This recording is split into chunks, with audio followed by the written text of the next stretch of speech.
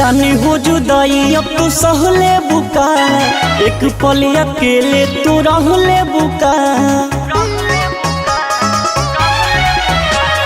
जानी हो जुदाई अब तू सहले बुका, एक पल अकेले तू रहले बुका। कैसे तू शादी खाती भइलू तैयार हो,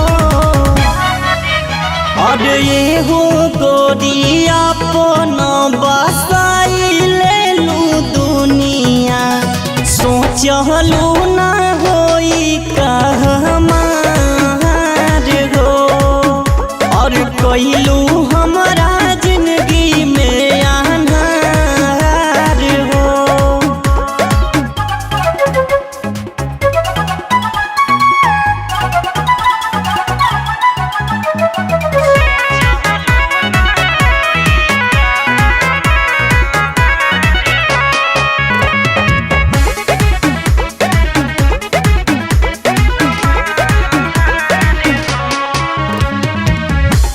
किरिया तो शाम तोड़लू बैठ गईलू डोलिया में।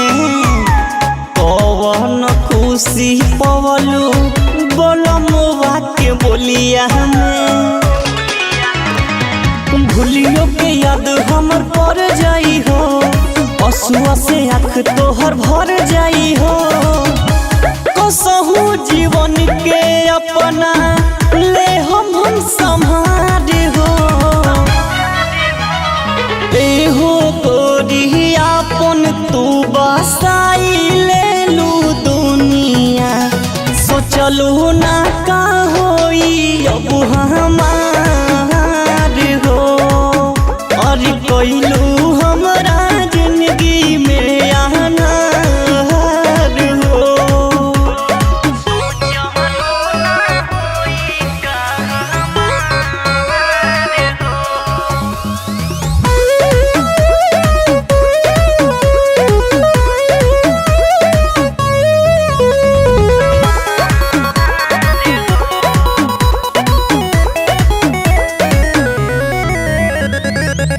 हंसी खुशी रही हो देवेंद्र के साथ में।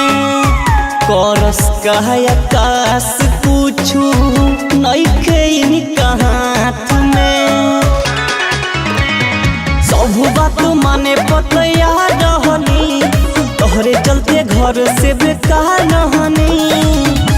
कोई नहीं न शादी अब तक बानी हम कुवार हो, अरे हो गोरिया अपन तू बसाई लेलू दुनिया। सोचलू ना का होई अब हमार हो, और कैलू हमरा जिंदगी में अनहार हो।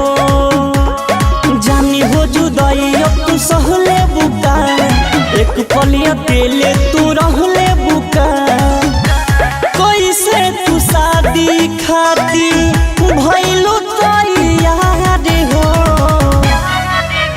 और ये हो गोरिया अपन बसाई लेलू दुनिया। सोचलू